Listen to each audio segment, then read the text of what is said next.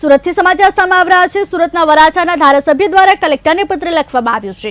ધારાસભ્ય કુમાર કાનાણી દ્વારા પત્ર લખવામાં આવ્યો છે। આવકના દાખલા માટે યોગ્ય વ્યવસ્થા કરવા માટેની માંગ કરવામાં આવી છે। ધોરણ 10 અને 12 ના રિઝલ્ટ બાદ આવકના દાખલા માટે લાઈનો લાગતી હોય છે। એજન્ટો દ્વારા રૂપિયા લઈ 2 કલાકમાં દાખલો કઢાવવાનો આરોપ પણ કરવામાં આવ્યો છે। રાત્રિના 2 વાગ્યાથી લોકો લાઈનમાં ઉભા રહે છે ત્યારે એક પત્ર લખવામાં આવ્યો છે।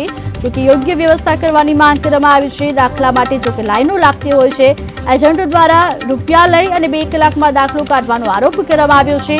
ધોરણ 10 અને 12 ના રિઝલ્ટ બાદ આવકના દાખલા માટે જો કે લાઈનો લાગતી હોય છે, આવકના દાખલા માટે યોગ્ય વ્યવસ્થા કરવામાં આવે તેવી માંગ સાથે એક પત્ર લખવામાં આવ્યો છે। જો કે ધારાસભ્ય કુમાર કાનાણી દ્વારા પત્ર લખાયો છે। કલેક્ટરને પત્ર લખી અને યોગ્ય માંગ કરી છે। આવકના દાખલા માટે યોગ્ય વ્યવસ્થા કરવામાં આવે તેવો ઉલ્લેખ કરવામાં આવ્યો છે। ધોરણ 10 અને 12 ના રિઝલ્ટ બાદ આવકના દાખલા માટે લાઈનો લાગતી હોય છે, એજન્ટો દ્વારા રૂપિયા લઈ 2 કલાકમાં દાખલો કાઢવાનો આરોપ પણ કરવામાં આવ્યો છે। રાત્રિના 2 વાગ્યાથી લોકો જો કે લાઈનમાં ઉભા રહેતા હોવાનો પણ ઉલ્લેખ કરવામાં આવ્યો છે। એજન્ટો દ્વારા રૂપિયા લઈ દાખલા કાઢવામાં આવતો હોવાનો આરોપ થયો છે।